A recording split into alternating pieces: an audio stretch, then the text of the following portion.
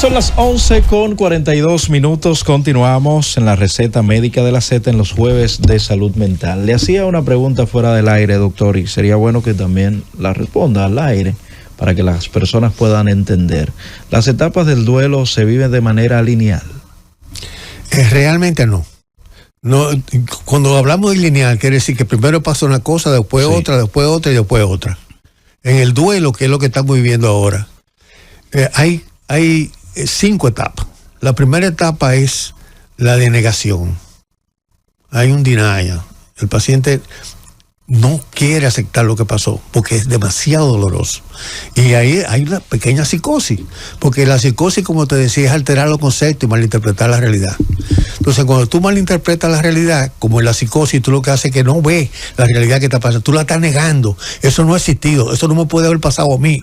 ¿Cómo me puede haber pasado a mí eso? Es imposible. Y tiene una negación que es una reacción inconsciente del cerebro para no aceptar una cosa tan dolorosa como la que ha vivido. Y la niega.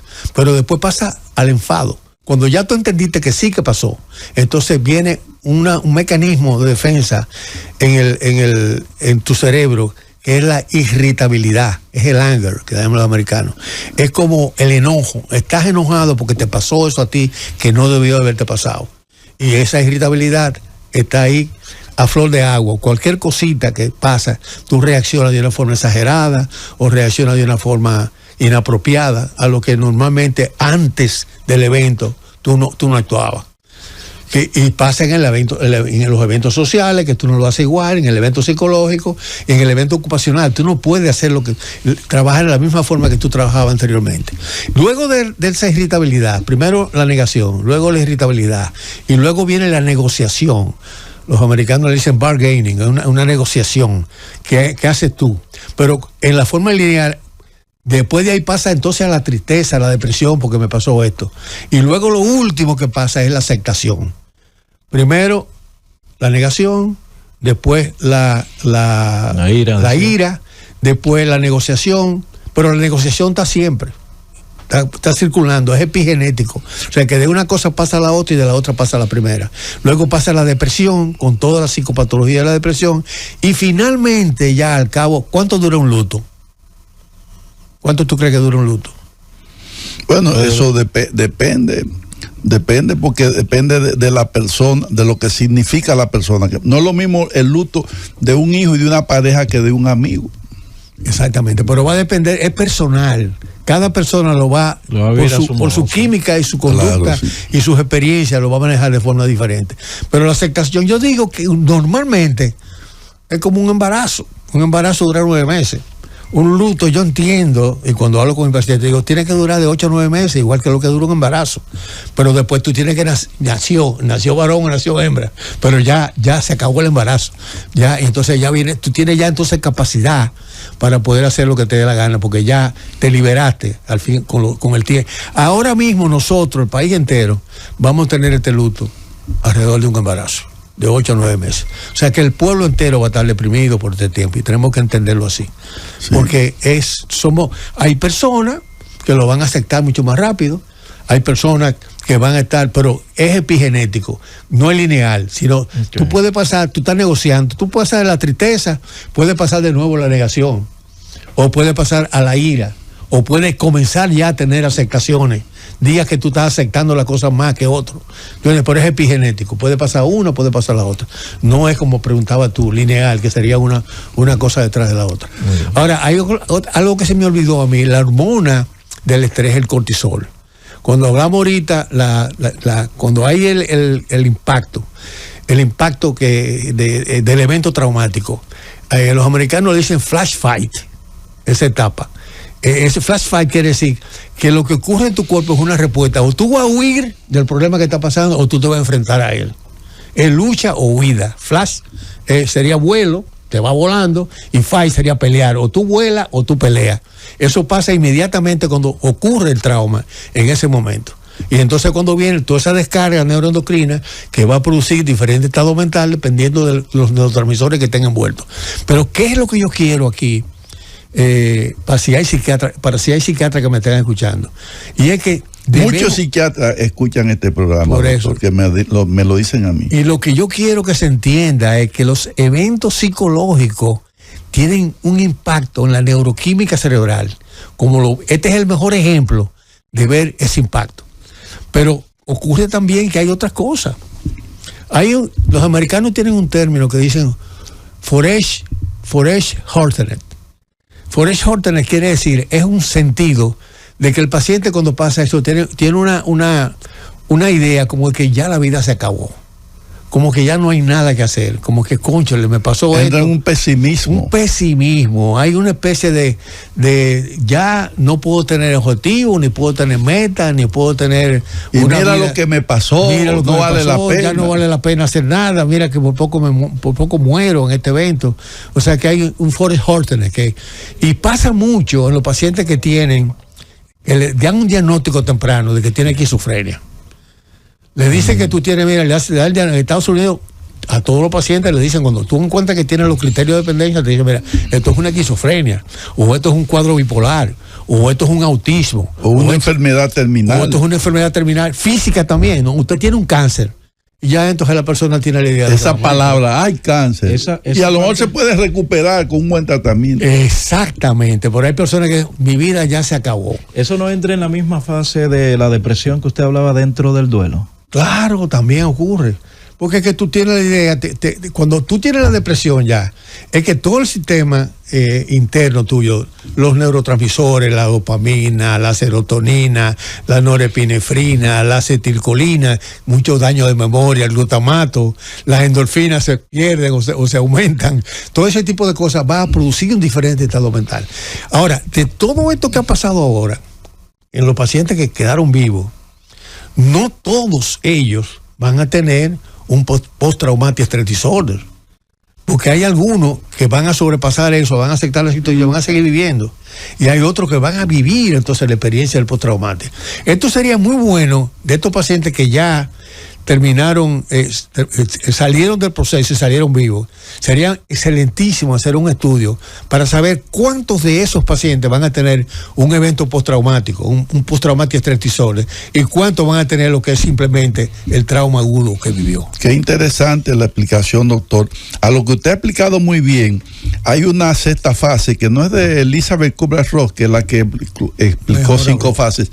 Algunos psicoanalistas, hay un psicoanalista argentino, apellido Rolón, y Joseph Campbell, que estudió todas las mitologías de todas partes del mundo y todos los personajes religiosos. Por ejemplo, la muerte de Cristo es la resurrección, y es lo que ahí es donde comienza la nueva vida. Entonces Joseph Campbell estudió en líderes religiosos y en líderes de la mitología, que después de esa fase viene lo que se llama la fase de aprender a vivir una nueva vida con otra mentalidad diferente. Exactamente. El aprendizaje. A este pueblo le puede ocurrir que nosotros, después de este evento, ojalá que sea así, aprendamos a vivir de otra manera, comencemos a darle más valor al amor, a la familia, al trabajo, a la solidaridad, que no nos identifiquemos tanto con los eventos materiales, y ahí es lo que se llama el regreso, y es lo que las religiones cristianas nos enseñan, y los grandes héroes, después de pasar por todo eso, entonces comienzan una nueva vida, pero con una visión diferente. Puede pasar que muchos se queden en lo que usted explicó muy bien, que es ese pesimismo, esa derrota, pero muchos dicen, de aquí yo me voy a levantar. Y ahí viene la resiliencia con una nueva visión, y voy a enfocarme en lo que realmente vale y no en las cosas que le hemos estado dando valor, que son las que perdemos, y cuando las perdemos sufrimos tantos.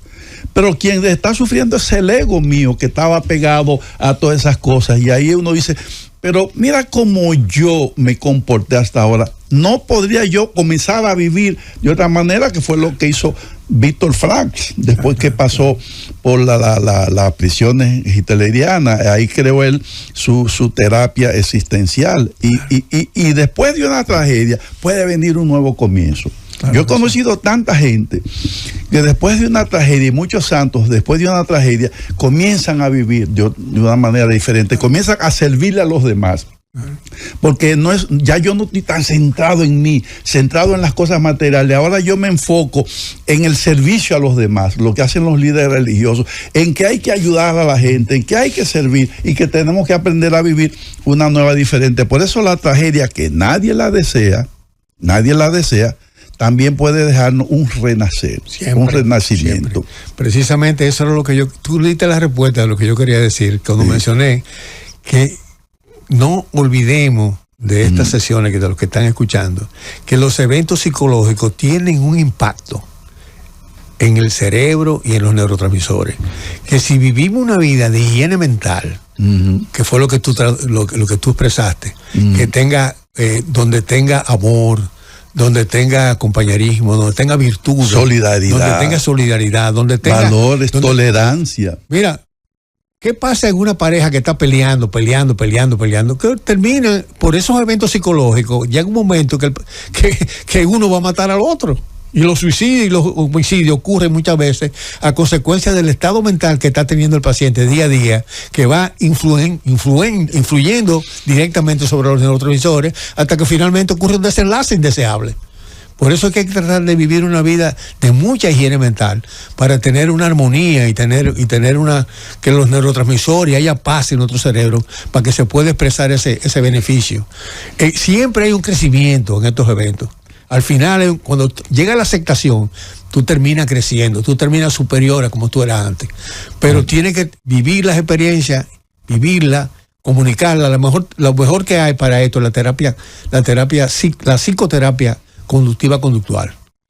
Pero también muchas veces hay que usar medicamentos en estos casos, porque depende de cuán profundamente engramó esos neurotransmisores patológicos, engramaron en la conducta del paciente. Y esa conducta es la que tenemos que trabajar. Y trabajamos la conducta a través de la comunicación, a través de la expresión de lo que está sintiendo el paciente, lo escucha, y eso es lo más terapéutico que hay, la psicoterapia. Pero también muchas veces tenemos que llevar a usar medicamentos antidepresivos, medicamentos antipsicóticos, medicamentos e incluso medicamentos preventivos para la ansiedad, para la ansiedad, que están en investigación, y que, aunque no hay un estudio definitivo, también se habla de medicamentos preventivos, claro, para que entonces esas áreas del cerebro que usted ha aplicado muy bien no se afecten. Exactamente. Sí. Pero es un tema apasionante lo que pasa, y sobre todo el aprendizaje, que es lo que yo quiero que más se tenga en cuenta.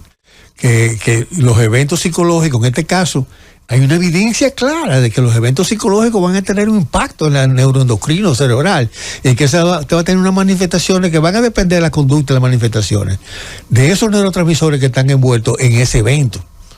Sí. Eso es vital que se entienda en este momento. Pero estamos viviendo en este momento lo que se llama un estresor agudo traumático, no postraumático. Sí. Después del primer mes que pase, es que vamos a tener. Ahora, hay otra cosa también, y es que todas las personas están afectadas, porque hay una cosa que se llama compasión, que es la compasión que tenemos todos, lo que hemos vivido. La empatía. También. Yo no sé si tú leíste el libro de Impaciencia del Corazón de Stefan Zweig. No. Díganos, ¿por qué menciona a Stefan Zweig, que es excelente autor? Stefan Zweig habla de la compasión y dice que hay dos tipos de compasión: una cobarde y sentimental, que no es más que la impaciencia del corazón por alejarse lo antes posible de la desgracia ajena. Y hay otra compasión, que es la verdadera, la no sentimental, la que es capaz de compartir un sufrimiento hasta el límite de su fuerza y aún más allá de ese límite. Excelente. Esa es la compasión que yo entiendo que todo el mundo debe tener, especialmente los psicoterapeutas. Si usted es psiquiatra, psicólogo, o usted acompaña a las personas que sufren, esa es la compasión que deberíamos promover. Exacto. Sobre eso se ha trabajado mucho, y en la universidad, en Stanford, se ha hecho un programa sobre psicoterapia compasiva, para que los terapeutas nos armemos de esa compasión que usted describió muy bien, que plantea Stefan Zweig, de que yo soy el profesional, pero yo entiendo que a esa persona que está ahí, que tiene una adicción, que tiene una enfermedad terminal, que tiene un trastorno psiquiátrico X, ahí dentro de esa persona hay un ser humano que sufre, y ese ser humano también tiene hijos, tiene familia, tiene un rol de trabajo. Entonces,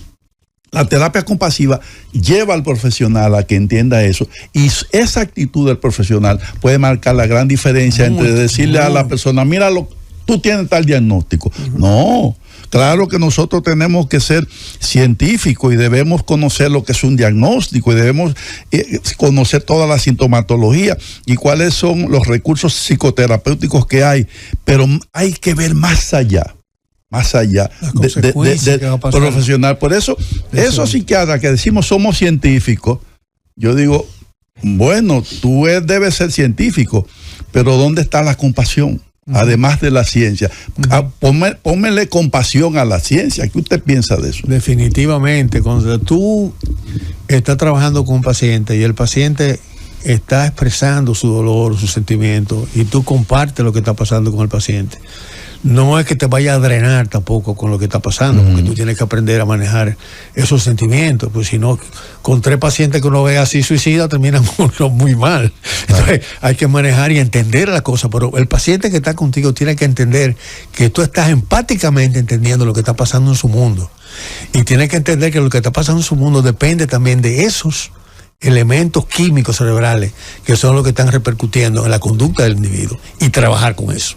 Ahí surge la herramienta que usted citó, lo que se llama la terapia, el fármaco. Muy bien, el fármaco es necesario porque ya hablamos de una neurofisiología de áreas del cerebro que están afectadas, amígdala, hipotálamo, etcétera, etcétera.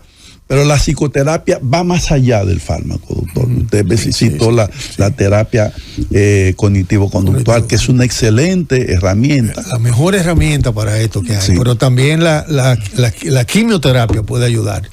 Pero fíjate, yo quisiera irme un poquito más también al trauma que ocurre en un adolescente que tiene, qué sé yo, entre los 15, un teenager de 15 hasta los 19, hasta los 19 años, y adulto temprano, que tú le dices que tiene, por ejemplo, un diagnóstico y piensa, tú entiendes, teniendo la capacidad para seguir adelante, teniendo la capacidad para ser útil y para tener una profesión y para hacer una vida normal, de enamorarse, casarse, trabajar, tener familia, tener lo que se llama una vida completa, piensan que porque le dieron el diagnóstico ya no sirven para nada, que ya se acabó la vida, que ya no hay nada que hacer. Mira el caso de Elmond Musk, que es un paciente que reconocido que es autista. ¿Tú te imaginas la productividad que tiene ese hombre, la capacidad que tiene, y tiene el cuadro de autista, pero tú, aunque tengas un diagnóstico que te digan, tú tienes que luchar contra eso, tienes que aceptar lo que tienes, hacer lo que tú puedas hacer para beneficiar ese cuadro y seguir adelante con las actitudes mentales que tú dispones. Vamos a tomar algunas llamadas antes de despedir al doctor Ismael Reyes, en el día de hoy. 809-565-9101, 809-200-0101, llamadas internacionales al 855-221-0101 para cualquier inquietud que usted tenga sobre el tema que se ha estado tratando en el día de hoy. Buenos días. Buenos días. ¿Quién nos habla y desde dónde? Franklin Ramírez habla. Adelante, señor. Villamella. En mi época de adolescencia, yo recibí mucha presión. Mi mamá era una señora muy psicorrígida, tener novias, tener amigos, fue un trauma. Hoy me doy cuenta que relacionarme en la vida, ansiedad, sudoración, es elemental. O sea, tengo que evitarlo. Me ha sido imposible relacionarme. ¿Qué podría hacer yo en ese caso? Ahí está la pregunta. O sea, yo entendí que él habla de su mamá que tuvo trauma en su adolescencia. Sí. Porque era muy psicorrígida la señora. Psicorrígido, sí. A veces uno vive las experiencias traumáticas en esa etapa de la vida. Pero lo que uno, a la medida que uno va creciendo, va uno entendiendo más cosas y va superando eso. No porque tú tuviste esa experiencia en la adolescencia, tiene que... si tú hablas, lo conversas, lo motivas y tienes un terapeuta, un psicólogo. En esta etapa de lo que está pasando en el país, por ejemplo, lo importante son los psicólogos. porque lo que están es bregando con la parte psicológica de lo que está pasando en la mente, de la compasión que tenemos, todo lo que vivimos, lo que no estábamos en el proyecto, pero vivimos la experiencia de ellos. La parte psicoterapéutica es importante. En el caso tuyo, te recomiendo que vea un psicólogo y que analice toda esa parte para que tenga como una catarsis, una limpieza de eso y tenga energía para hacer con esta energía la vida que tú quieres llevar. Que tenga metas, que tenga objetivos, que tenga planes, que pueda hacer de tu vida algo maravilloso. Que todo va a depender de que tengas tu energía disponible para poder hacerlo. Saludos, buenos días. Sí, bueno, permítanme hacer un comentario relacionado con la tragedia. Aunque yo no soy afectado directo de eso, simplemente conocí a una persona que conocí al papá, que precisamente trabaja ahí en esa emisora, el afectado. Y lo llamé más de la tarde y estaba, él sobrevivió, gracias a Dios. Aparte de eso, yo simplemente siento como no sé, como que no es prácticamente, porque por ejemplo si pasa una tragedia, que se metió el mar, un ejemplo, y a la ciudad y pasa algo, pero esto es como que uno no lo puede como procesar en el sentido de que uno piensa eso que no fue una obra de Dios. Mucha gente pensamos que eso fue una obra de descuido y la responsabilidad. Entonces, uno tiene esa sed de justicia, porque eso a alguien que sienta que tiene una patria, eso le afecta. Ahí está su planteamiento. Bueno, realmente no sé, porque yo hablo de ciencia, pero yo no hablo de los problemas de derechos humanos. Sí, pero yo quiero hacer un comentario a esa llamada. Mucha gente dice que es castigo de Dios. No, Dios no castiga a nadie. Yo pienso que los seres humanos tenemos que ser responsables de hacer las cosas como se deben hacer. Entonces, a veces cuando no hacemos las cosas bien, decimos que es un castigo de Dios. Dios no castiga a nadie. Yo me atrevo a decirle eso, que son errores humanos, no castigos de Dios. Yo me uno a ese comentario. Yo creo que también que Dios no castiga a nadie, sino que son eventos que pasan que quizás... Dios es amor. Quizás no se hicieron las cosas como tenían que hacerse o no se previeron y hay una consecuencia, pero es verdad. Pero Dios no. Dios no castiga a nadie. Última por el día de hoy. Buenos días. Saludos. Sí, buenas. Buenos días, Roberto. Adelante. Buenos días para los médicos. En estos tiempos, señores, como está lloviendo en muchas partes, Roberto, quiero decirle a los padres y a los tutores y madres que no se acerquen a los ríos y dejen los niños solos en las playas, porque ahí es que viene la consecuencia. Los niños se ahogan y también ellos mismos, señores. Vamos a reflexionar y vamos a quedarnos en la casa, porque ese es el deber de cuando nosotros tenemos todo, estamos sintiendo ese desastre y también esos accidentes que pasan en la carretera y personas mentales que hay y dicen que están bien y mentira, están mal de la mente. Ahí está su planteamiento. Bueno, decir que el doctor Ismael Reyes Noel, director de la clínica Reno, está ubicado en la calle San Tomás de Aquino, número 161, con los teléfonos 809-686-7777 y el 80, bueno, ahí está repetido, el 809-686-7777 si usted requiere de sus servicios. Doctor Vicente Vargas. Bueno, hemos tenido menos tiempo. Nosotros prácticamente fue un programa de media hora, pues nosotros comenzamos a las 11:30, pero la emisora tiene sus compromisos, o sea que este programa ha sido más breve de lo que pensábamos. Agradecerle al doctor Reyes Noel su presencia siempre aquí tan importante y que nos deja tanto conocimiento y tanta información. Gracias, doctor Reyes Noel. Invitar a nuestros oyentes a permanecer en la sintonía porque en breve llega Z Deportes. Llévatelo.